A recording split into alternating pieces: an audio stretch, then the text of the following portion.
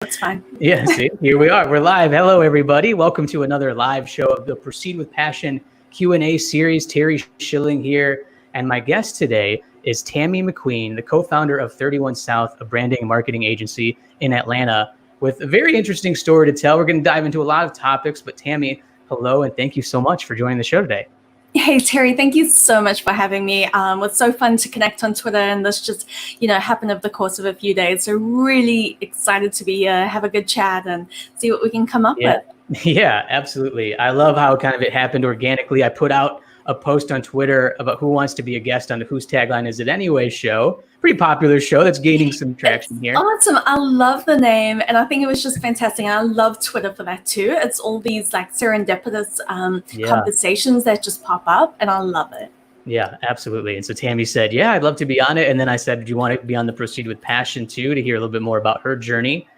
So definitely happy to have you here. And Tami, I just want to start though too, how, as a co-founder of an agency, what's life like been during quarantine now with all of this, like managing your team, virtually? And did you guys kind of sense that beforehand and kind of let people go remote? Yeah. What has this been like for you?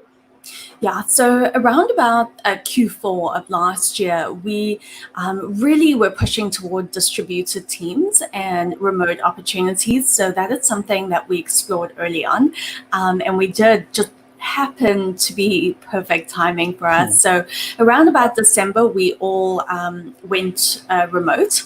So we have folks in LA, and New York and Atlanta. So, we were traveling as it is, a heavy travel schedule. And when we weren't on the road or traveling or in the air, might I say, is that we were wherever we needed to be. So it became a lot more, we were moving toward a distributed team sort of model as it was. Yeah. So this just accelerated that, and really, something that we wanted to pursue as it was. So if you want to have something online and be able to work with clients wherever they are, it's something that we're moving toward as it is. Yeah. How I mean, when you think of the dumpster fire of 2020, yes. I think we've adapted really well in that sense, in that we work on a heavy experiential background. I think a lot of folks might typically think we only do experiential work, events, conferences, of that nature, but we do heavy digital work, very much from the branding side, creative websites, all the way through performance marketing and video. So, just a shift more to that, toward that focus over the past few months has definitely been something that helps not only with our branding and positioning, but also with what we've been able to accomplish in a short period of time. Yeah, I can imagine just all the different shifting that you guys had to do, being from that experiential background, and then now just handling the team remotely, shifted projects, clients maybe coming to you, be like, what do we do now? From COVID to the Black Lives Matter moment that still should be going on and being paid attention to, of course. So there's a lot going on. Absolutely. Yeah, there's a lot going on. And I think having to stay on the leading edge of all the change, and the rate of change is just unbelievable over the past 4 months. Like one day you could be thinking toward going one way in a strategy, and the next day it changes entirely. At the onset of this, we had thought about pushing an event to September instead of earlier on. And at that point in March, it seemed completely doable. Yes. Now I think about them like, oh my word, this is not even possible. How on earth would we have considered that? And so it's I think there's a lot of pressure for agencies, or a lot of pressure for consultants, freelancers, whomever it may be, that are working directly with these clients, to be on that front leading edge of this change and to consume so much information of this rate of change and what's happening, to be able to advise, strategize, think about how they can be on that edge. Do you pivot to do you wait? Do you go from virtual, in person to virtual, or do you just stick it out and wait? Do you cancel? I mean, there's so many different things you can be thinking about. I recently finished Bob Iger's book, A Ride of a Lifetime, the former CEO Oh of my Disney. gosh. Yeah, it's a Yeah. great book. Sorry, my lighting just went weird. But anyways, but yeah, and he talks about innovate or die. It was one of his big things for leaders. And it's Yeah. just like, it's no more true than right now. We say this more than ever all the time, of course, but it's just like, you have to innovate It's right now. so true. You have to innovate. You have to be thinking, whether you're an agency, a freelancer, consultant, or even in your role, in an Yeah. executive role, or in a corporation, enterprise, or startup, you have to be innovating. And there is a post by Seth Godin. He wrote 10 years ago. It's called Yeah. Alienating the 2%. And it Oh, wow. is one of my favorite articles. I think about it often. I go back to it frequently, and it says, there will always be the 2% that are naysayers, that don't agree with what you're doing. But if you are always working toward keeping that percentage happy, or those few that are complaining or always reiterating, it's like you will become stale and boring. Yeah, no, yeah, that's great. You're gonna have to share that article with me, or I'm gonna look that up. Yeah, Sure. well, it's great. It's Seth Godin, Alienating the 2%. Fantastic. Yes, I recently read his This Is Marketing book, his recent one. It was great. Oh, I haven't read that. Yeah, Oh, so good. I Yeah, love that. definitely recommend that.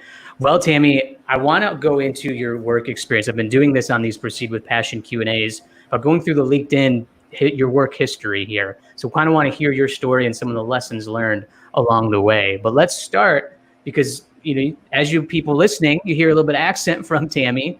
You came from South Africa to recruiting to play tennis in Western Kentucky, which I'm sure is a big culture shock. So tell me what that experience is like. Yeah, so I always think about, when I tell my story, is that it's very much like that Lady Gaga story she told about. She goes, there can be 99 people in the room and only one person believes in you. And there's that mashup where she says that over and over and over. And I think that's sort of how the story sounds. I've said it so many times. I grew up in Johannesburg, South Africa, a small town in Johannesburg.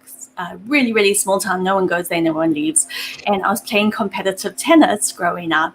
Really, really competitively. I played at IMG in Florida for a short period as well.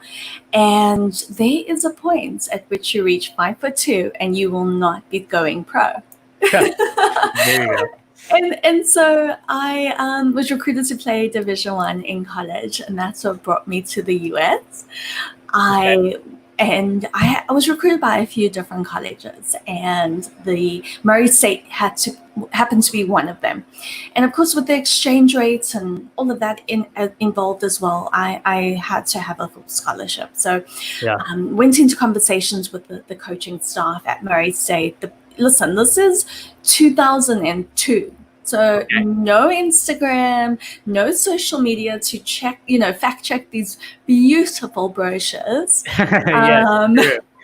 And it was all you had to go there. You had to go there in the flesh to see it all. For sure. Oh, we had dial-up internet at home, so no video calling. I had to buy a phone card to call the coach. It was bizarre. I was like, oh my gosh, she's calling me on the landline. Whoa! What everybody off the internet. I gotta wait for this call. It's crazy. We had dial-up internet. It was so bizarre. And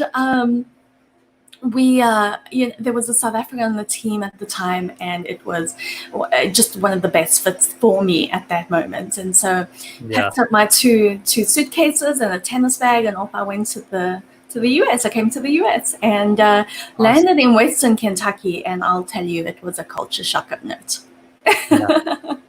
I can imagine. I'm sure just you have the bubble of college, but then I'm like, what was the town like outside of that? Very rural, very blue collar, I imagine. It was very much so. I think I was the token foreign student or South African.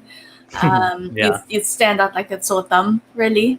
But it was fantastic. Such an incredible experience. I was thinking about it just the other day, how I had such an opportunity, the university took a chance on a kid from South Africa to play Yeah. tennis and represent the institution, which is amazing. I think we don't often think about that. And got my undergrad and grad degrees from Murray, which Awesome. I fully appreciate. And I am very thankful for the opportunity to have traveled so much in the US, won a couple championships as well. Oh, awesome. So yeah, it was a really incredible experience. Yeah. And I know it looks like you studied advertising and then mass communications there. And then some first jobs out of college. We'll start marketing communication specialist for the Westminster schools. And then really got into marketing right away. What were some of the early lessons from some of your first marketing jobs? Got into marketing very early, and that was something that I always had a passion for. I don't think I really understood what it meant, and marketing has evolved so much over the past 10 years. I graduated, I think it was 06. Okay. And Facebook was dedicated to .edu accounts. Instagram wasn't around, Twitter wasn't around. I think Twitter came out the next year, and early adopter there. I was on Twitter before it was cool.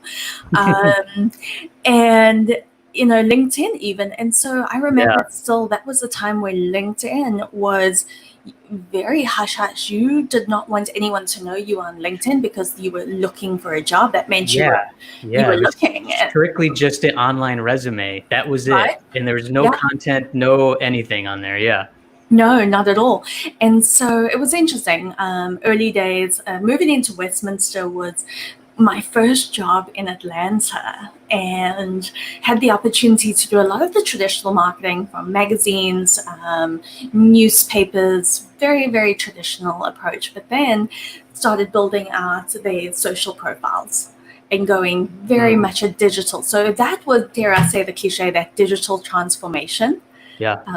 And really had such a ball with that. That was a lot of fun. Got to bring in more of that academia side, but also the nonprofit. So going from corporate to nonprofit. And then I left there once setting up all the social and getting a lot of digital traction. And look, there was no MailChimp, no sort of automated tech tools or anything like that. So you don't know what you don't know back then, right? And from there, stepped back into a corporate marketing role in the executive search field. And this allowed me to really experiment with a lot of the tech space, started showing up to every possible tech event in Atlanta, and really got stuck into the startup tech world, and then joined SalesLoft as the director of marketing, and had an opportunity there really to it was a rocket ship.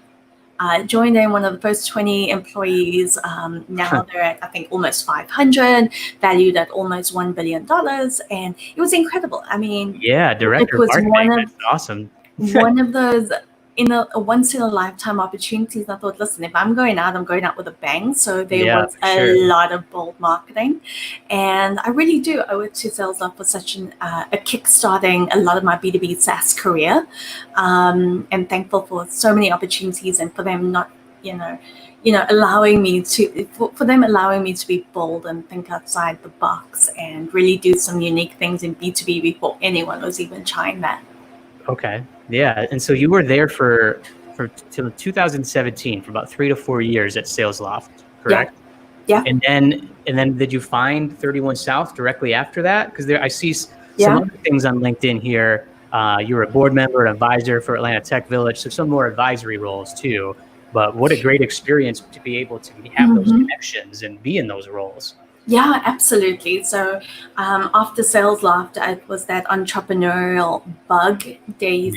And it was definitely something that was burning to start, and started that with 3 other co-founders who are just remarkable and exceptional in what they do, from the B2B and B2C side. So had such an opportunity there. And that's almost 4 years almost. Yeah.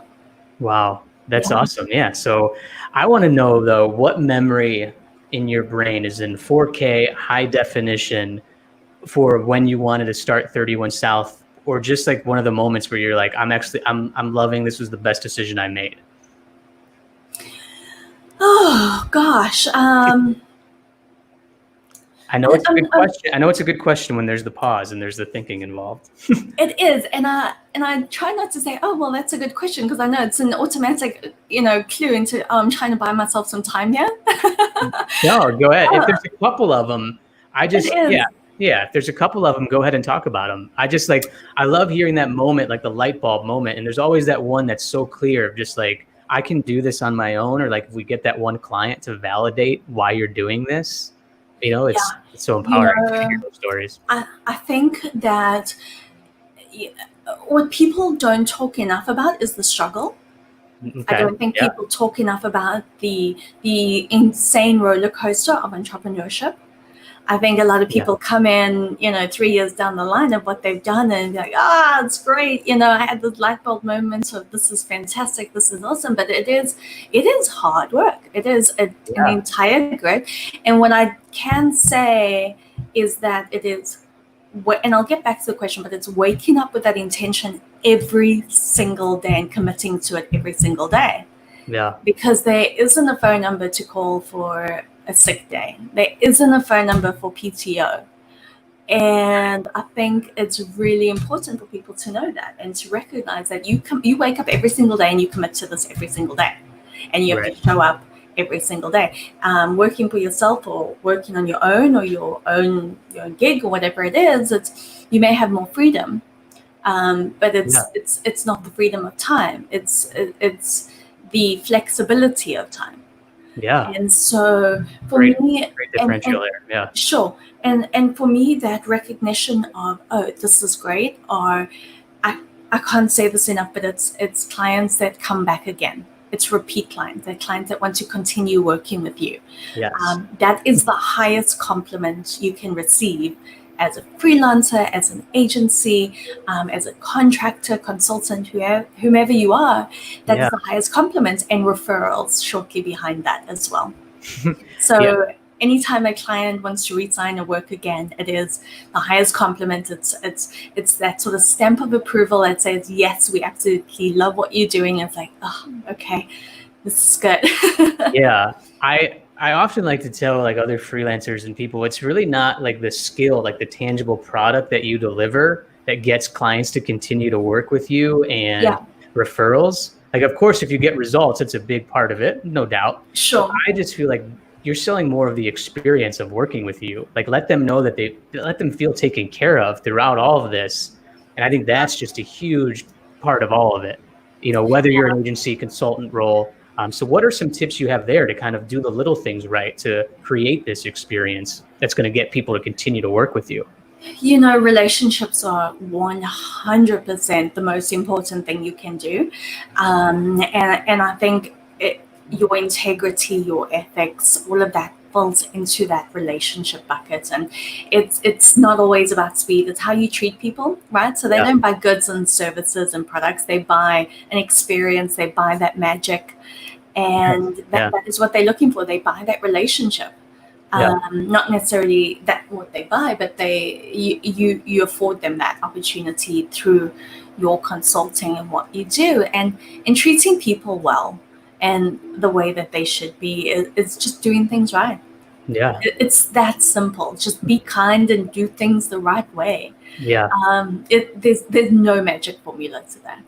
No, there really isn't. It's like you can't promise results. It's like just to be easy to work with. I feel like that's a big reason why I do get consistent work and do get repetitive clients. Be easy and enjoy to work with. And bring the magic. You want to feel good when you work with someone. You want to feel inspired. You want to get on the phone with them. There's nothing worth like.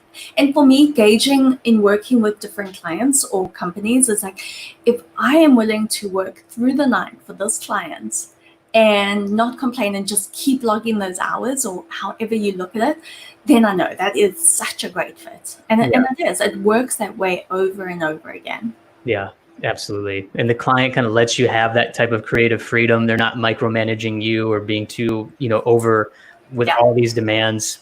Yeah. That's the dream. That's the dream. Absolutely. And we come in to be that creative, strategic mind. We don't come in to be doers. That's not what we're there for. We're here to push you to do bold and unique and different things that you haven't considered. We don't come in to just be given a playbook and to execute Right. as a playbook. We want to help you create that playbook and work with you on that. Yeah, absolutely. Love all of that. Great advice there, Tami. Now, I want to shift here a little bit because you focus a lot and you have a lot of experience working in B2B, Yeah. working with a lot of SaaS companies now at 31 South. From my perspective with copywriting and marketing for B2B is, I just feel like a lot of them are a little bit shy of being too conversational and trying to keep it more professional because that's what they imagine their target audience is like. Do you believe in that? What are some like myths you could bust there? And then what are some ways that you've attacked being more approachable and conversational with B2B marketing? Yeah, it's interesting. I think I see it. B2B can be incredibly boring. B2B SaaS it's a super unsexy field if you let it be. Yeah. And what's interesting is that people, and myself included, I've been that marketer that thinks, listen, this is what we have to say. This is very marketing speak. It's not very conversational, but you have to bring in that human element into what you're doing. Yeah. And it's conversational. People don't care about your product. They care about how you're going to fix their problems. Yes. And nothing can kill a bad product better than excellent marketing. And so, the thing with marketing is that it's not about you. It's about your customer. It's always customer first.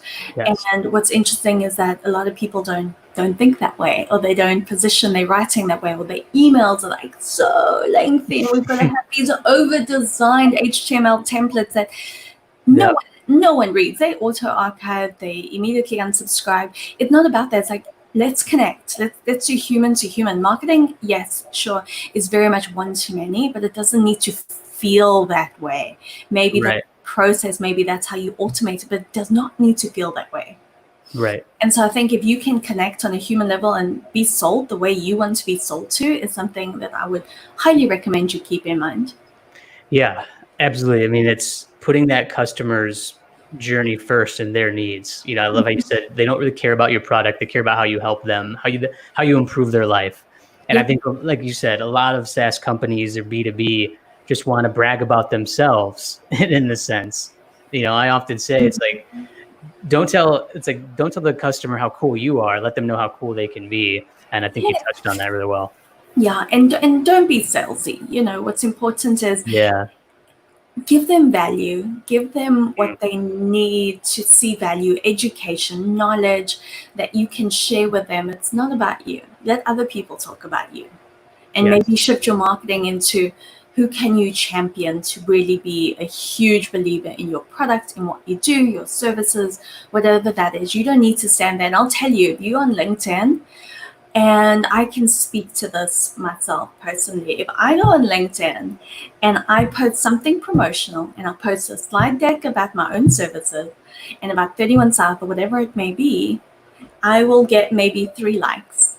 Maybe. Yeah. If I go onto the same platform and I, say, listen, provide something that's useful and helpful and how they can get ahead, 30,000 views in no time.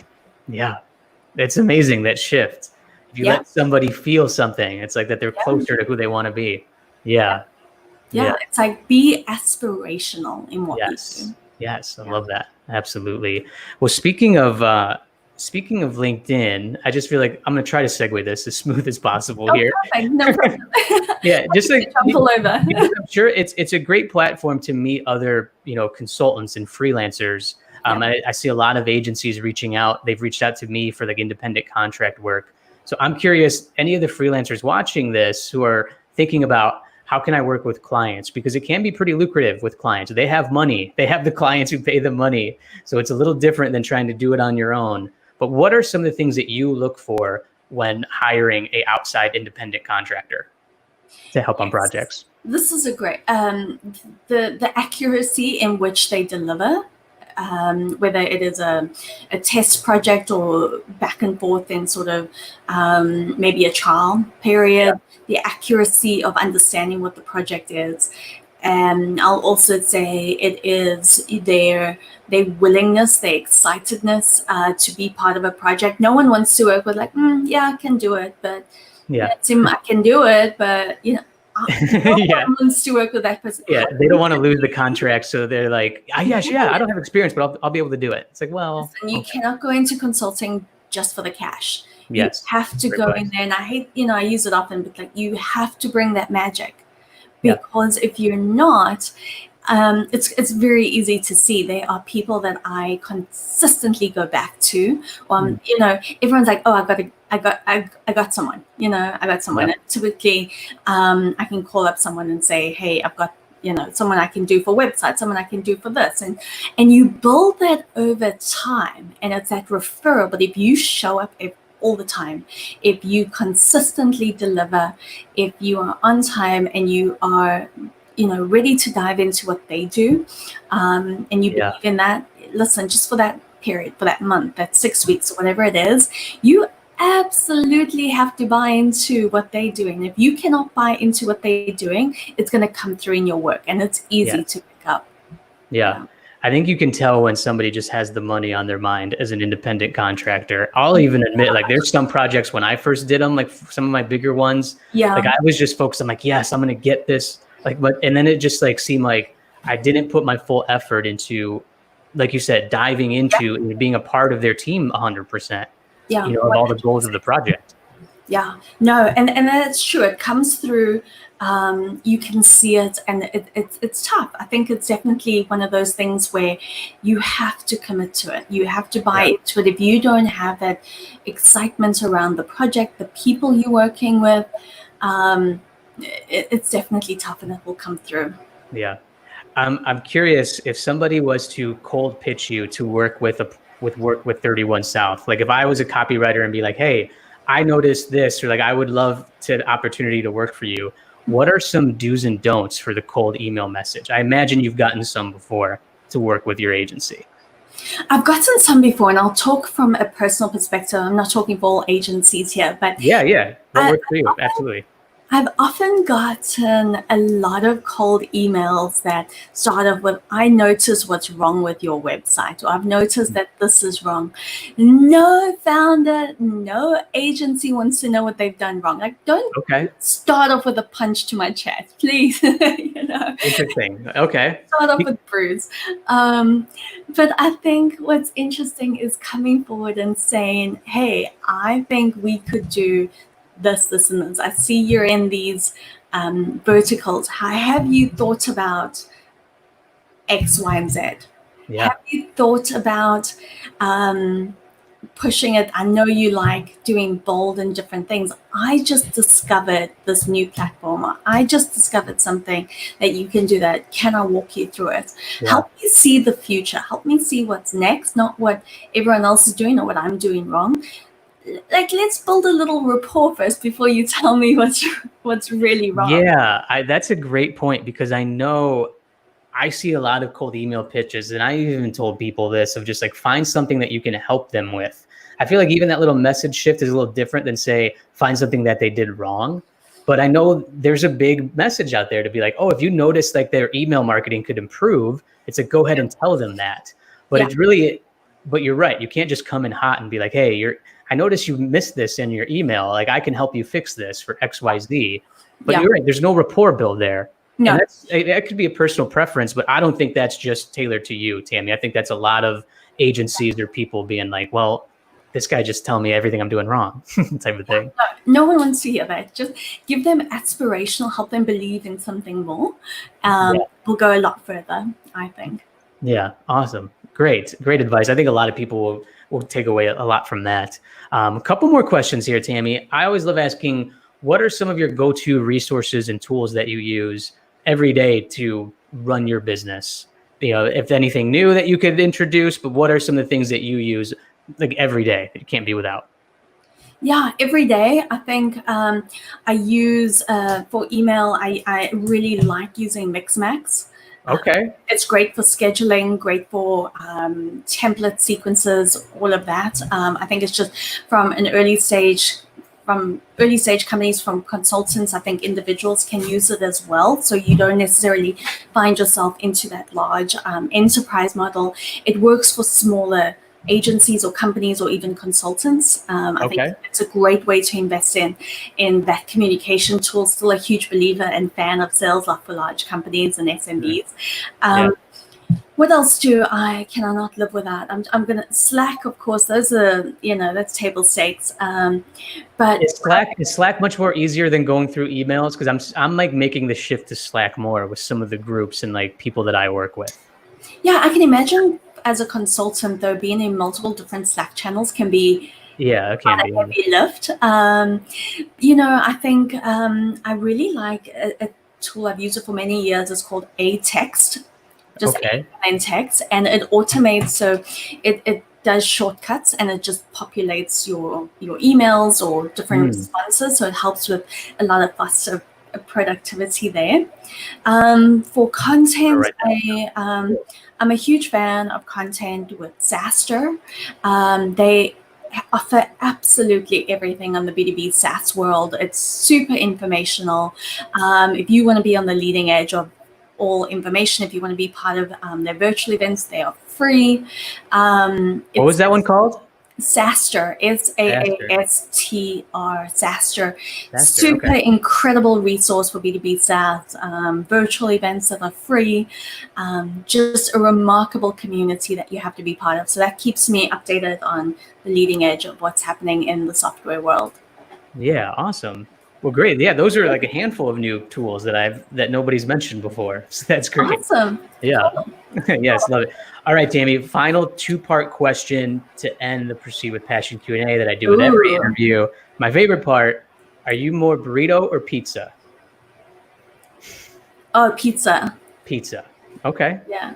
Now, I ask you this because if you had to build your success pizza, what are the 3 key ingredients? So characteristics. Yeah. Success pizza. Okay. Yes. So grit. Grit. Love it. Resilience. Okay. And hard work. Grit, resilience, hard work. Yeah. Yep. Tell me why. Why those 3? So grit is, you need that. I think it's not for the faint-hearted. Entrepreneurship is not for the faint-hearted. It's something you've got to wake up every single day, as I mentioned, and commit to your craft, to what you're doing, and to building. Yeah. You need a lot of grit for that. Resilience, you're going to get knocked down. The highs are very high, the lows are very low, but being able to manage that balance in between, that resilience to bounce back. Think of it as an elastic band. Be stretched sometimes, or you can come back, but it definitely, you need that resilience. No matter who you are, you have to be resilient through the good times, resilient through the tough times, and hard work. You can't complain about the things you don't have for not putting in the hard work that you haven't done. A lot of people will at me and say, oh, but you should work smarter. It's not always about hard work. It's not about work-life balance. I'm going to call absolute BS on that. It's going to take you hard work to build anything worthwhile. And absolutely, good luck, building a company with a bit of work-life balance. It doesn't happen in the beginning. Yeah. No doubt. I mean, the people who work 25 hours a week will not tell you I didn't work hard to get to that point in my life. Exactly. And so if something takes me 30 minutes, it doesn't mean that it hasn't taken me years to get to the point that I can do it in 30 minutes. So those people that do have a 4-day work week, they put in a lot of effort and a lot of sweat to get to that point. The sweat equity, and I don't like the idea of work-life balance because it really is very mutually exclusive. I mean, right now, especially in quarantine, we find you living at work right now, not work from home situation, and so it is very much that idea of packaging it where it's this work-life integration. So yes, you're working, but hey, you got to go take care of the kids. You got to run to the doctor. You got to do whatever that looks like. So I think there has to be a better work-life integration. Like that. Yeah. Awesome. Well, Tami, excellent. Love those 3 ingredients for your success pizza. Awesome. And thank you so much for taking the time today. Loved hearing about your journey into where you are now. And thank you so much for answering the questions. It gave some invaluable advice today. So thank you so much. And Tami, now, anybody watching, we are about to do the Whose Tagline Is It Anyway show as we wrap this one up. So stay tuned for that. But Tami, as we close this section off for Proceed with Passion, let everybody know where they can follow you and if there's anything else that you'd like to promote for the people watching. Yeah, absolutely. Super excited that we have just announced a merger between 4 massive agencies in Atlanta. It's called Summit House. So you can find us at summithousefamily.com. I'm on LinkedIn, just Tami McQueen, on Twitter as well, Tami McQueen, and Instagram. So let me know if I can be helpful or supportive in any capacity, and would love to do so. Yes. Awesome. Yeah. Everybody, please give her a follow. Tami, thank you so much. To everybody listening, we did get a few comments. They loved your success pizza. They loved your take on hard work. And then some of the agency stuff about reaching out, the cold messaging. Some people really liked that and got some insight. So awesome. Yeah. So thank you everybody for watching. We'll see you on the next episode of Proceed with Passion. But continue to love what you do, and we'll see you next time. Bye. Thank you so much. Yeah.